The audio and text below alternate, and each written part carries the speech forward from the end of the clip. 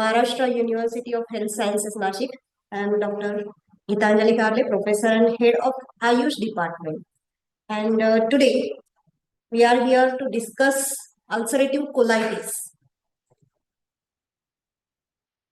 Last time the meeting was conducted on same topic, but due to some technical issues, that meeting was cancelled. And today again we are here.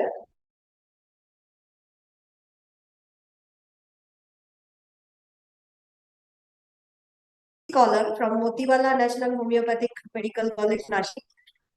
Then we have experts from modern medicine, Dr. Nilima Chafekar. She is professor and head of Department of Medicine from Dr. Vasantrao Pawar Medical College, Nashik. Hello, ma'am. Hello.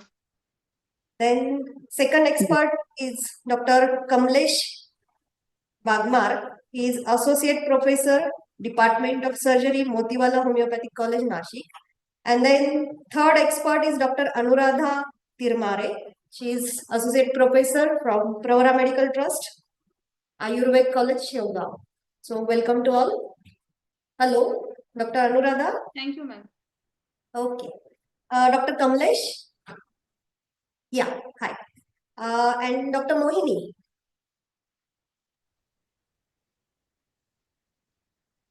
Okay. So let's start from Mohini. Mohini, can you share your PPT? Yes, ma'am.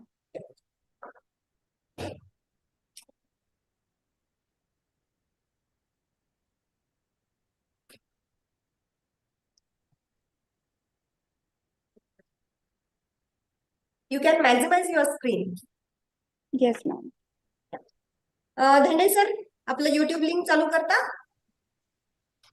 Madam शुरू के लिए. Okay, thank you. Can I start, ma'am? Yeah. Good afternoon, everyone. Myself, Dr. Mohini Ghangas, PG scholar, PG second year scholar from Motiwala National Homeopathic Medical College and Hospital, Nashik. Today, I will be presenting a case report on ulcerative colitis. The objective of this case report is to highlight the clinical presentation, diagnostic approach, and endoscopic findings in a patient with suspected ulcerative colitis, an inflammatory disease affecting the lower gastrointestinal tract.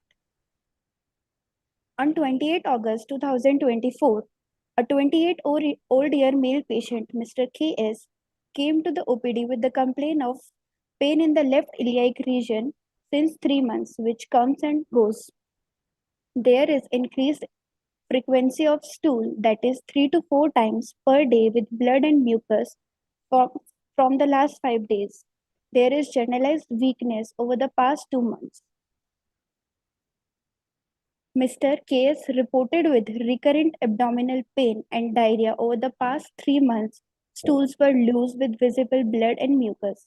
The pain occurred daily and sometimes mild but occasionally severe and significantly impacting his daily activities. He also experienced weight loss of 5 kg during this period, dropping from 69 kg to 64 kg. Despite taking over-the-counter analgesics and antispasmodics, his symptoms persisted, often forcing him to take leave from the work. There is no significant past history and family history.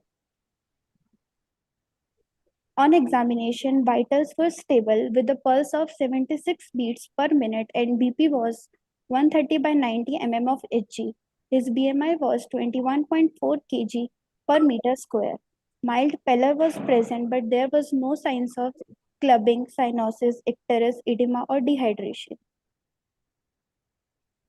Abdominal examination. On inspection, abdomen was flat with umbilicus inverted and situated centrally in mid-abdomen. There is no visible abnormalities. On palpation, abdomen was soft with mild tenderness in the left iliac region and hypogastric region. No palpable mass was felt. On auscultation, bowel sounds were present. On percussion, dull note in the left iliac region and tympanic note over the whole abdomen. Patient was conscious and well oriented with S1, S2 audible and air entry bilaterally equal with no other added sounds. Now, differential diagnosis. Based on the symptoms, the following differential diagnoses were considered: ulcerative colitis, Crohn's disease, infectious colitis, diverticular colitis, irritable bowel syndrome, and malignancy like colorectal carcinoma. Some investigations were suggested and findings were as follows. Hemoglobin was 8 gram per dl, ESR was 67 mm per hour, and stool and blood culture was negative. Final diagnosis.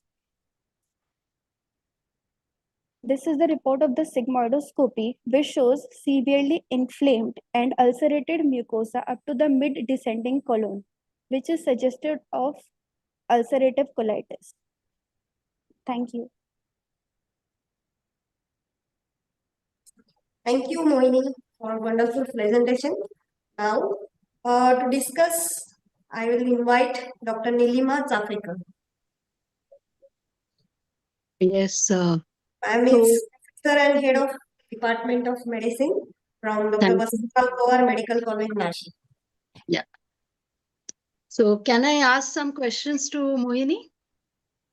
Yeah, ma'am. Yeah. So Mohini, so you have put a lot of differentials, and the first one itself is right. So why did you think of other differentials like malignancy and other? That was your last, of course. Yes, But ma'am. why didn't you think of infective etiology? Ma'am because infective etiology में some मतलब acute changes हमें नजर आएंगे मतलब focal inflammation. Your differential was at the end of your history, right? So I would have thought of more common causes than this thing, but maybe there were some pointers which you can. That is why you probably thought of ulcerative colitis, because infective dysentery diarrheas also can present in the same way. So on after just asking the history, I would have first put that as infective, and then after ruling out that there were no bacteria, there TLC was not high, and probably then and the weight loss and other things, then probably I would have thought of. But yeah, so you diagnosed it quite correctly. So, should I talk about the etiology and things from our perspective, or should I let others speak? Ma'am, you talk first, then we will give chance to others. Yeah, so as she has rightly, because anyway, sigmoidoscopy had shown the ulcers and it was quite evident. So the pathophysiology is like it is idiopathic. That means the cause not known. And it's an inflammatory condition of the colon. And it is restricted to colon. The Crohn's disease, which can happen in the other part from mouth to anus anywhere, but ulcerative colitis is restricted to the colon, and it is, probably it is one of the most common form of inflammatory bowel disease, and it is actually restricted to mucosa and submucosa. Usually starts in the rectum and extends proximally, and it is in a continuous manner. That means there are no normal areas. It is in a continuous manner, and usually there is a positive family history in 8 to 14%, which probably Moini would have asked in the first degree relatives if there were any similar history in the family, because these people have 4 times higher risk of developing the disease if it's a positive family history. And so highest incidence is seen in Northern Europe. Yeah, sorry? Can you please turn on your camera? Yeah. So Usually northern, the inflammatory bowel disease, high incidence in Europe and America, probably linked to their lifestyle and eating habits. And it is in bimodal pattern. That means main peak as the person is in his 15 to 30 years is the first peak, and probably a smaller peak is seen in the later part, in the fifth or the between fifth and the seventh decades. And usually the epithelial barrier is broken, and then it causes immune responses, leukocyte recruitment, and microflora of the colon. So histologically, we see the mucosal layer of the colon, which is with infiltrates consisting of lymphocytes, plasma cells, granulocytes, and goblet cells, and maybe some ulcerations and in the mucosal crypts. So usually the diagnosis rightly, clinically it is suspected. And then, of course, we have to do a endoscopy. Previously, we were doing bariums and all, but now it's out. We can actually visualize. So endoscopy and biopsy, because sometimes if it is long standing, then cancer, the colonic cancer is a possibility. So yeah, this is about and colonoscopy, proctosigmoidoscopy, which can reveal actually the vascular pattern, granularity, friability, ulcerations, everything. And you can take a biopsy, and you can see it that it is isolated to rectum and sigmoid colon especially. But it could be the entire colon when it is called as pancolitis. And yeah, ESR, CRP, these are the inflammatory markers which leukocytosis will be there.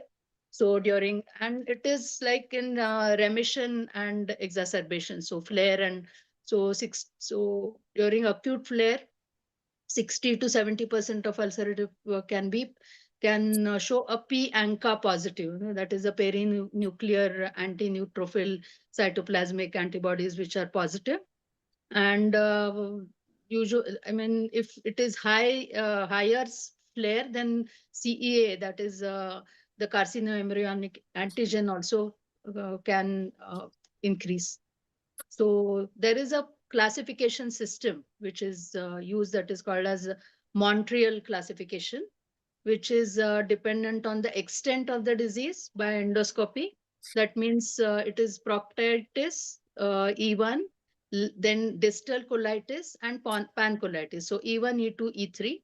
And the severity is also there, like it ranges from S0, which is severity is less, to S3, which is severe. Shall I also talk about the treatment now itself? Yes. Or Yeah. okay. So treatment choice is usually based on both extent and severity. So initial prognosis during the first decade after diagnosis is often good. That means most patients go into remission. So rectal application of medical therapy like a suppository or enema may suffice, usually for isolated distal disease.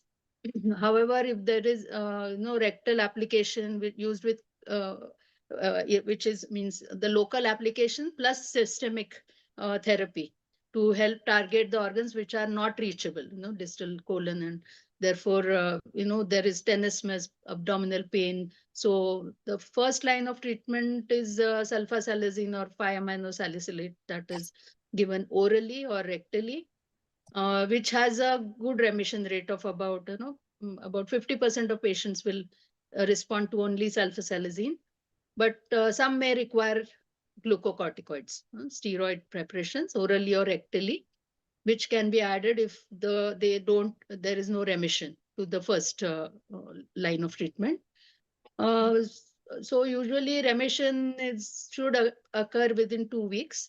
And usually then for maintenance, we use only sulfasalazine and not steroids later on. So, and additionally, you can use that probiotics, the fecal microbiota transplantation, and to change the healthy gut microbiota. And then the next line is biological drugs, which are, the thiopurines or immunosuppressants for a severe kind of disease which has not responded to your first line of treatment. So like then azathioprine, mercaptopurine, or biological drugs like TNF alpha drugs, or these, infliximab, adalimumab. These are mAbs which are available, monoclonal antibodies. Most widely used is infliximab, and can be used in severe cases during hospital admissions. And newest drug is anti-adhesion molecule inhibitor, which is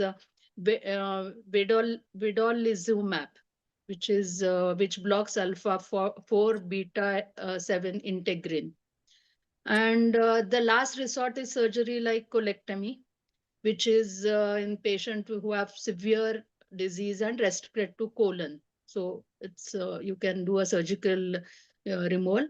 And of course, it's a last remedy. If the medical, all this, whatever I talked about, they fail and the patient is having this, intractable fulminant colitis.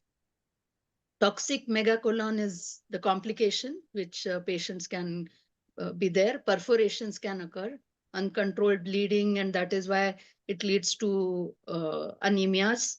And cancer or growth can happen because of long-standing inflammation. So procedure of choice is proctocolectomy with ileal pouch anal anastomosis.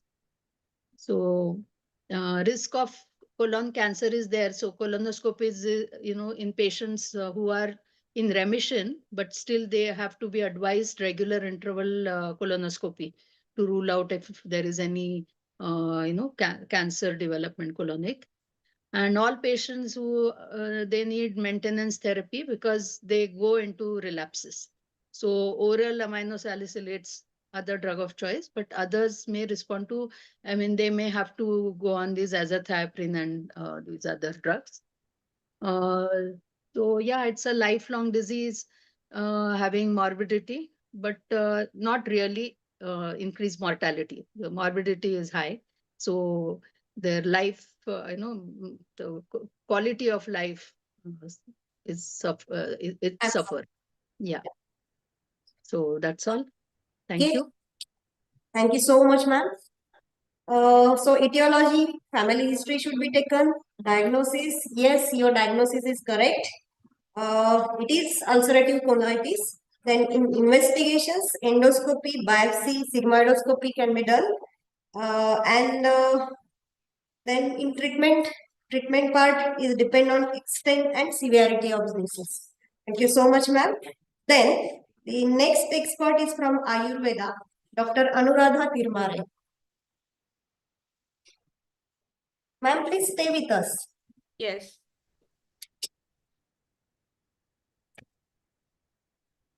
Good evening, everyone. Myself, Dr. Anuradha Tirmare. I'm working as an associate professor in the PMT Ayurved College, Shivagaon. So here we are gathered here for the discussion on the ulcerative colitis presented by Dr. Mohini. So, and I'm here to discuss about my therapy, that's Ayurveda therapy. I'm sharing my screen. Yeah.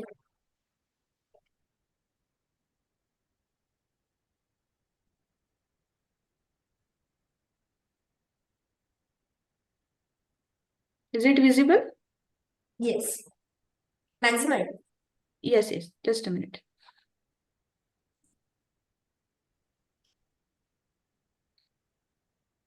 So I'm also expected to do all the things review and all, or only treatment.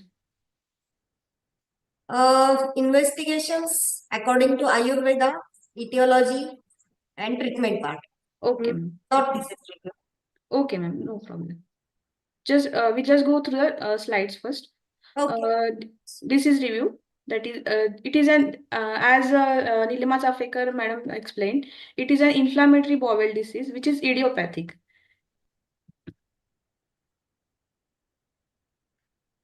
It is characterized by relapsing and remitting mucous discharge inflammation starting in rectum and extending to the proximal segments of colon. The symptoms presents. Just a minute. I'm not able to see my screen. The symptoms present are increased bowel frequency and bleeding in the stool and weakness due to loss of water and blood in the stool. The symptoms can be, according to Ayurveda, the symptoms can be correlated with the Raktatisar. That is the advanced stage of the Pittatisar. Pittatisar is the Atisar, that is diarrhea, mucus diarrhea or Raktash diarrhea. It is a disease of Purishva Srotas, as it is only concentrated in the colon and the rectum part. So it is a disease of Purishva. Purishva means Malava Srotas. Symptoms of Raktatisara include Shula, that is abdominal pain, Gudapak, that is rectal burning, and Trishna, excessive thirst. Here I'm going to explain etiology. As madam says, it is idiopathic. But according to Ayurveda, if the patient who is already a Pitta Prakriti person and he is going to consume the spicy food, that is Pitta Ahar, then he is going to, due to the Pitta Dushti, patient going to suffer with the Pittatisar. And if he is not following the treatment part or the pathya of the Pittatisar, then patient going to in the next stage, that is the advanced stage of Pittatisar, that is Raktatisar. In Ayurveda, Raktatisar is mentioned as an There are advanced stage. three main prakrutis as per Yes, Ayurveda, yes. are Pitta and Kapha. Kapha. So the conclusion of this etiology is what? Conclusion of etiology is the patient who is already Pitta Prakriti and he is going to take the Pitta Jaha, that is spicy food, will suffer from this Pittatisar. And if he not following the Patya of Pittatisar, he is going to advance in the stage of Raktatisar. Okay. Now going to the case, patient reported with the history of, I'm not going to repeat this, it is already explained by the Mohini. So here I'm going telling some treatment plan. So first we have to stop the bowel movement or regularity of bowel because if fluid is flowing through the pakvasha, that is bowel, patient uh, absorption.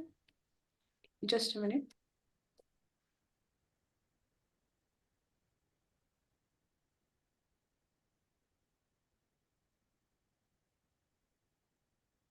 Am I audible? Yeah.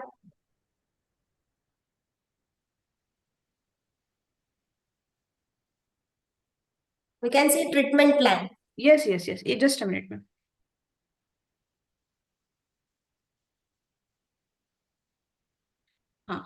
So in Atisar treatment, that is diarrhea, the main treatment is Stamban. Stamban means we have to stop the fluid flowing from the pakvasha, that is bowel. So main is Stamban and Grahi treatment. Grahi Dravya and the Stamban Dravya are the key treatment for this Atisar. So we are going to use here Kutach Ghanavati. Kutach Ghanavati acts as a Stamban Karya and aids in the lowering the bowel regularity. Second is Musta Churna, Nakeshwar Churna, Lodhra Churna. Musta Churna is acts as a Ampachan. As Atisar developed, Atisar is in etiology, Atisar is a Agni Manda disease. That is, if Jatharagni is going to disturb, and so there is a Pachan Kriya is hampered and the Atisa is happened. So Musta Churna is the main content, that is Ampachan. If Ampachan is good, then next Agni Deepan happen and the just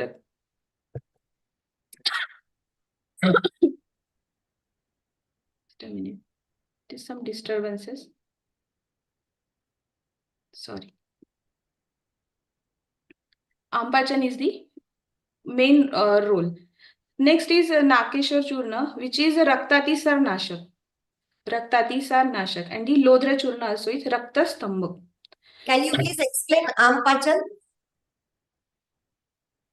Yeah, ma'am. Ampachan. What is Ampachan? So here are some homeopath and nursing student as Okay. well as, yeah, please. So Ampachan is to increase appetite. Yes, And yes. Appetizer. We can say is appetizer. Yes. Okay. Yeah. And Agni Deepan also is appetizer. Okay. Okay. Madam said the local application is not possible in the as it is a colon disease, but we can use Jatyadi Tel Matra Basti. Matra Basti is the medicated enema. Okay, so we can use the Jatyadi Tel Matra Basti, which is helpful in cleaning and the healing of ulcers. We are also using local this thing. Okay. Yes, ma'am. So in Ayurveda, there is specific oil that is Jatyadi Tel. Jatyadi Tel, which is having property of Vranaropan, healing property. Okay. And the next is a Pichavasti. That is a preparation of decoction of Shalmali Tvaka, Jeshti Madhu Churna, cow milk, Sendav Lavan, Tilatil, which is having ulcer healing property, acts as a Shotahara. As it is an inflammatory disease, Pichavasti acts as Shotahara and Vranaropak. Raktastambhak Sangrahi, which halts the elimination of fluid from the body, bowel, sorry. So Pichavasti acts as a Sangrahi and Pitta Shamak. As it is a disease of Pittajani Vataj, so Pichavasti acts as a Pitta Shamak. Brahmi growth helps in relieving stress and acts as a Medhyak. Rasayan. Growth also is a Agni Deepak. Agni Deepak is a key factor. As a Atisar, it is due to the Agni Mandya. So Agni Deepan Karya is main. As madam said, the probiotic they are also using probiotic. So here we are using Takrarishta 40 ml with 40 ml with 20 ml of water, BD after meal to maintain the normal gut flora. And Takra means yes, ma'am. Takra in Marathi. Takra means okay. Takra means tak. ताक छाछ जैसे जिसको बोलते ताक ताक किंवा छाछ Bilwadi capsule specially indicates in Atisara. All types of Atisara, Bilwadi capsule are useful and having Dipan Pachan property and Grahi properties. Actually, Raktatisar is advanced condition, but first, if patient take the medicine for the first stage, that is in the initial stages, that is Amatisar or Pittatisar, before landing in the Raktatisar. So, the patient can be recovered in the only with the oral medication. If there is a advanced stage and his mucus and blood is visible in the stool, then we can opt for the Pichavasti and the Zataditel Matravasti. Now here is the one addition that we have to first check the Prakruti of the patient. If patient is a Pitta Prakruti, Pitta Shamak drugs should be used for their diet in diet plan, and as it is a disease of Vata sthan, that is Pakvashe. Pakvashe is a Vata sthan, Vata Pitta Kapha. So according to Ayurveda, Vata Pitta Kapha. So Pakvasha is the mainly sthan of Vata dosha. So we are also doing the treatment for Vata dosha, that is Pichavasti and the Matravasti. And the next and important part, that is Nidan Parivarjan. Nidan means the causes of disease. So here the Pitta person already taking the spicy food and having a faulty food habit, that patient not taking food at the specific time, or he's hungry all the time. So or fasting. Okay, fasting is the main cause. So patient should avoid the faulty food habits. Patient should avoid sedentary lifestyle and stressful working nature. Patient should take Pitta Shamak and Laghu Ahar. That is Laghu Ahar means the moong dal khichdi, or in normal ways also, and if he is suffering from the Atisar too. So this is all about Ayurveda perspective. That is main is स्तंभन कार्य, अग्निदीपन कार्य, for local application, Zatari tel matra basti and the picha basti. We can use a picha basti and the Zatari tel basti in advanced stages. And it is for local क्या बोलो अपन? Application. And all the medicine for the oral medications. Thank you. Okay, thank you so much, Dr. Anuradha. Very nice and informative presentation by you. Thank you. Please stay with us. Now, to Yes, discuss ma'am. homeopath expert opinion, we have Dr. Kamlesh Bagmar. He is Associate Professor from Department of Surgery, Motiwala Homeopathic Medical College, Nashik. Sir? Dr. Kamlesh, sir?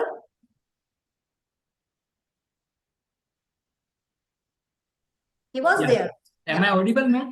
Yes, yes, sir. Yeah. First of all, good evening to all the distinguished people. Dr. who are- Stop Yes, yours. ma'am. Yes. Just I am trying to close my screen. Okay. Just I'm not getting that option. Okay, fine. Okay. Okay, thank you, ma'am. Yeah. Can I share my screen, ma'am? Yes, sir. Yeah.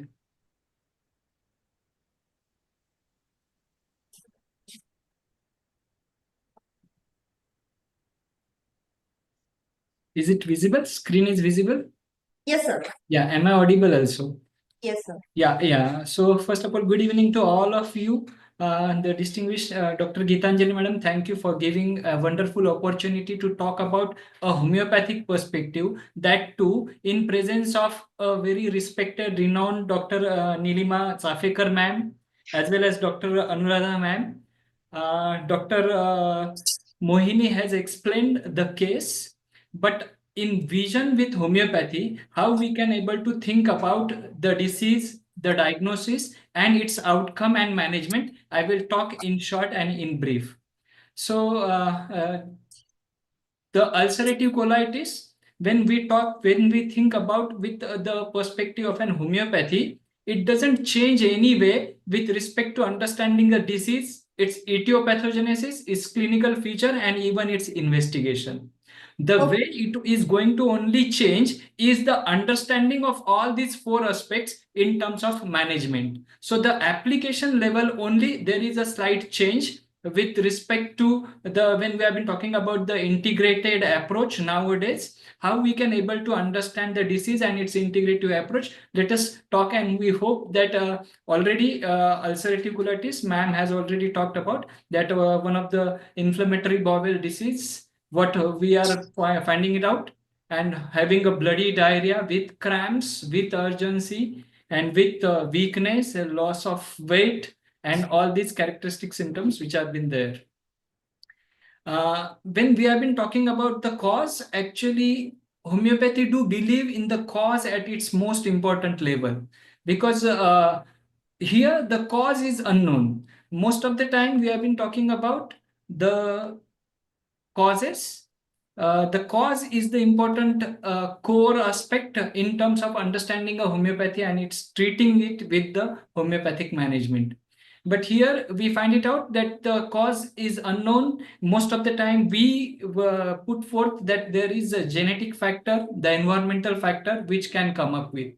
Now, when I think about with the homeopathic perspective, like at what part exactly the location where the patient is having suffering.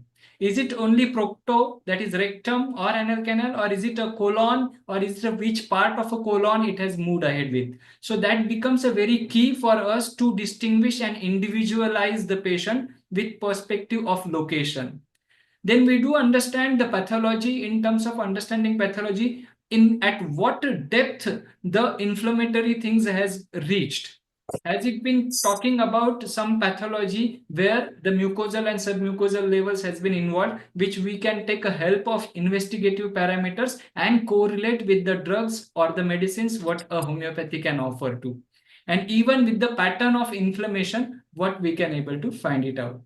So I hope we have been having a very closely coming diagnosis. What Dr. Mohini shared was a Crohn's disease, and how it differs, all books talks about.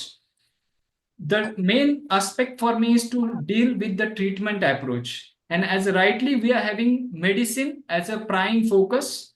And when medicine stops working, then we do have to think about the surgical outcome or surgery as one of the treatment approach. And of course, along with both of these, we have to carry out diet and lifestyle modification, which do incorporated even in all the sciences, not only in the homeopathy and Ayurveda, but all peoples do take care of it. Now, when we talk about the treatment approach related to homeopathic medicine, they may differ according to symptomatology. Here, modern science and homeopathy comes very close, because in modern science also they have been talking about that the symptomatic management at that level they can able to manage, so that the person can able to reduce the loose motions, or reduce the blood, reduce the pain. The another approach in homeopathy, how we can able to decide is, are we talking about in remissions which are been coming up? So we do have to think about the acute drugs which have been related drugs, where they can able to control the acute episode, and to be followed with by the chronic constitutional or a deep acting drug. Like in Ayurveda, we call it as a prakriti. We are understanding a prakriti of a person, and then we are giving a treatment. In the similar way, in homeopathy also, we do take care of a constitution, not only his physical characteristics, but also why of his suffering. Is there any mental or is there any emotional overlay, the burden the patient has been carrying? Has it precipitated with the illness like ulcerative colitis? And accordingly, our treatment plan do differ, where we have to think about a deeper acting प्रकृति treat करने जैसा अपने को treatment देना पड़ता है. Then we do have a phase treatment, where we are having glaring up with one key phase which has been there. And also there is one aspect where we have been talking about the intercurrent treatment has to be provided. So the medicine wise, when I'm thinking about, we are having all these treatment approaches which are being there, where we are talking about the medicine from acute phase, chronic phase, intercurrent phase. So at all these level, we can able to have our treatment approaches. If treatment fails and if treatment doesn't respond to, then as a homeopath also, or as any practitioner, we can advise a surgery.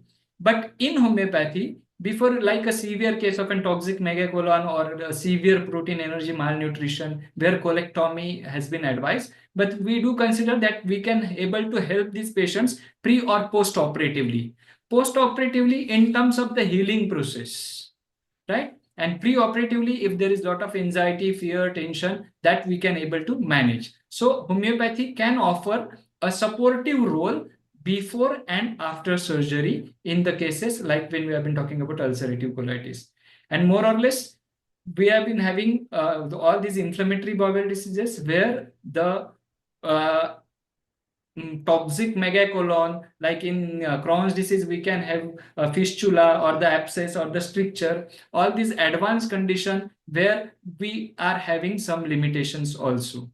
But simultaneously, when we are talking about the integrated approach, we have to carry out certain diet and lifestyle modification.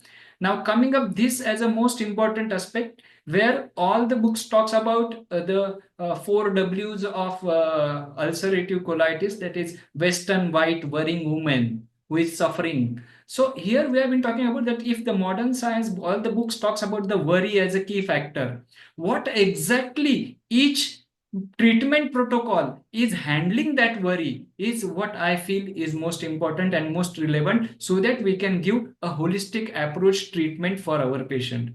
And here it plays a significant role for a homeopathy, where they are trying to understand the emotions, the picture, the mind picture, the cause of the illness at their stress or at their worry level, and they try to modify it and try to understand it in a better perspective, so that our drugs do have their mind symptoms. If they correlates with the patient's mind as well as bodily symptoms, that perfect match can able to treat, not only treat, I feel it can cure the disease.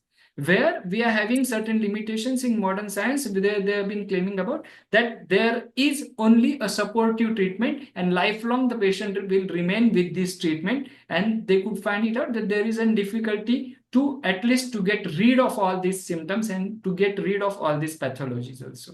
So there comes a integrated approach where we can able to take a help of each and whatever the beauty of each aspects which have been there. So homeopathy will going to certainly help at the holistic approach level, where it treats the whole person, not the disease, considering whole its mind, body, emotions, his nature, his look. So all has been taken into consideration, and we are offering a individualized treatment based on his symptoms, constitution, as well as pathology. It's gentle and safe. We are very much lucky to have it. The peoples can able to consume it, palatable, it's the easiest form, right?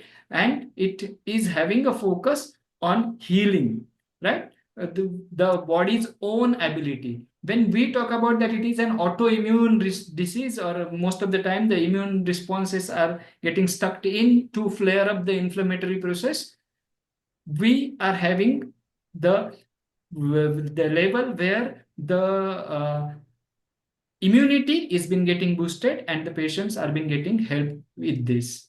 So when we think about the homeopathic approach, we are having a key component where one can think about this treatment approach. One can opt for this treatment approach as the cause is unknown, and there are interplay of various factors. There is genetics factors do play, autoimmunity is there, and environmental factors in terms of mind which has been there. So all these aspects suggest and offers that yes, one can think about this as a one of the treatment mode or protocol.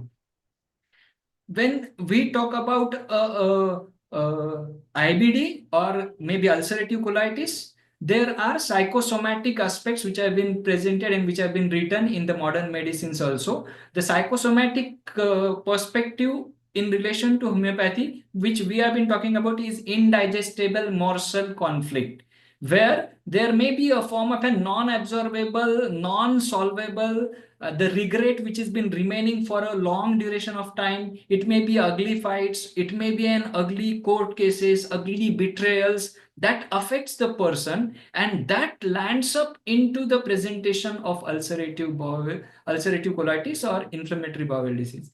And when we are getting such a kind of an precipitating factor, which has altogether nothing was there, these incidents has occurred and patient flared up with his GIT symptoms, and then we do have certain treatments, that is what we will talk about, certain medicines which can able to cover up this worry factor, which is really a precipitating. Yes.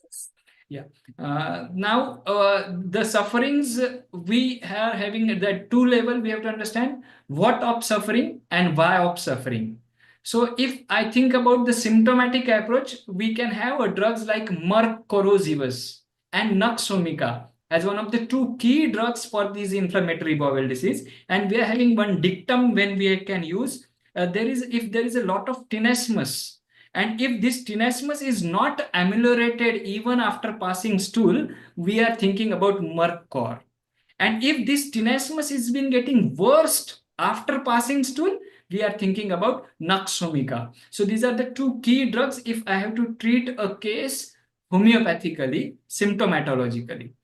When the episodes of an acute pain comes up, at that time we are having certain drugs like colocynth, macphos, which can be act as an antispasmodic, which can reduce the pain, which can act as an analgesic in terms of modern medicine. So we do have at certain levels, at certain sector, we can able to have a treatment at symptomatic level to gear up to stop up the acute episode, and we can prescribe chronic constitutional or deep acting drugs when the totality is a chronic, there is no acute exacerbation which has been there or flare up which has been there. There are phased treatment or intercurrent treatment like tuberculinum, carcinosin, and streptococcinum are the key drugs which we can think of to initiate or to gear up the ameliorating patients, to ameliorate the patients. So we are having all these kinds of drugs which has been explained in our all literature, which talks about chronic inflammation of the colons, which are maybe lycopodium, podophyllum, sulfur, tuberculinum. If it is very painful, polosynth, mercor, mercurius, and rustox. The ulcerative parts can be taken care of natrum self. As I said, if there is some regret or a revenge or a factor of betrayal is been there and which has precipitated, natrum self will be the choice of a drug. So we will talk about some of the indications of this drug within one line, where mercor, we are having frequent bloody stool with mucus and tenesmus. Colchicum autumnale is another drug. They are the drugs which are being prepared from plant as well as from mineral kingdoms do play a vital role in treating this disease. For several severe abdominal cramps, one can think of colchicum, colocynth, macphos. Noxomica, where we are having irritability, sensitivity to cold. The patient who has been coming up with very small stools and frequent stools, and they have been getting worse after passing stool, the tenesmus has been getting worse. Allosocratina, one of the good drug where the diarrhea, even podophyllum, when the diarrhea is a presenting feature more than the blood or than the other complaints.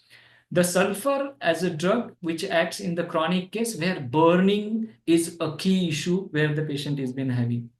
So we can have all these drugs based on the patient's prakriti, that is patient's constitution, as well as miasmatic understanding, that is psora, psychosis, or syphilis. These are the way where vata, pitta, kapha, prakriti has been got identified. In the similar pattern, our drugs and illness has also been classified based on its ODP, pathophysiology, right, and the structural reversible or irreversible or functional changes which are been there. So the drugs like mercor, the drugs which come up with silicea, where the complicated stages like ulceration and fistula formation or adhesions or megacolony which has been there. Carcinosin is again a key drug where we will find it out a strong family history of cancer or maybe in various autoimmune diseases with family history of parental domination over a person, and then he moves ahead into this trouble of ulcerative colitis, and every way he tries to adapt to the situation by pleasing every person but indirectly suppressing his emotions, and in turn his organs are being getting expressing at the level of ulcerative colitis.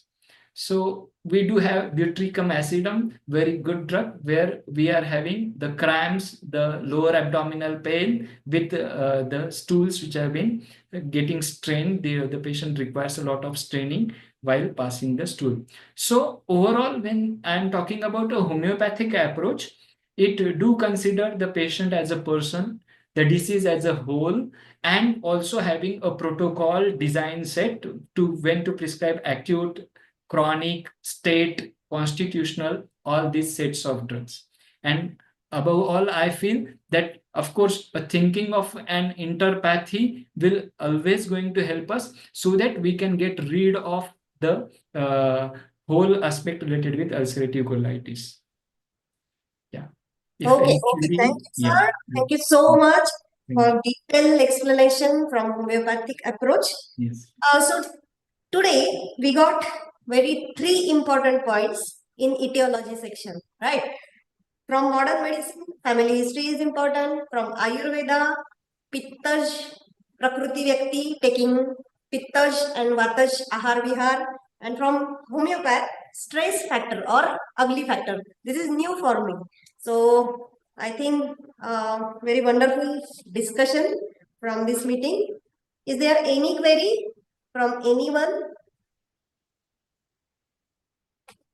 Nicely explained, Dr. Bagmar. Thank you, ma'am. Thank you. I must say my younger brother is a homeopath. So I do hear all these things from him, and yeah, It's it was very great nice. pleasure, ma'am. I should have asked him to, also Yes. get, join this Yes, meeting. yes, yes. Thank you, ma'am. Thank you for your Thank you appreciation. so much. So here is the end of this I meeting. just had one query, Dr. Bagmar. So Yeah, please, ma'am. now, according to the presentation, you keep changing your these drugs, or is it, sometimes it's one drug, one whatever, uh, uh, your remedy, which will solve all problems. So is it that way, or it's like symptomatic first and then you give constitutional? Madam, there are two aspects, because what this science talks about is the only way to understand the internal harmony is to recognize the outwardly reflected picture of internally deranged vital force. So we do take care of the signs and symptoms, and if there is some individuality, there is no common aspect, but something very peculiar, like I am having loose motions only in the morning after getting up. So actually pathophysiology talks about that there should be a loose motions throughout a day, but when patient is been talking about only morning, that morning we can consider and prescribe sulfur. So we do consider symptom if they are very characteristic and individualizing the ill person as well as illness. Once these things are been there, or if they have been matching up with a chronic, his constitution, his bodily makeup, then we can able to give that. There are two aspects. One can think of this constitutional prakruti identified drug throughout, and it is, if it has been relieving, just continue. If it is not helping, if it is been getting obscured at certain level, then we can aid with certain acute drugs. So this is a way where we are traveling, or we are thinking about it. Okay, doctor. Thank you so much. Thank you. So any other query? Okay, we can stop now. Thanks to Dr. Mohini for wonderful case presentation, and thanks to Dr. Nilima, Dr. Kamlesh, Dr. Anuradha, and audience. Thank you so much. Thank you. Our pleasure. Thank you so much. Thank you. Thank you all of you.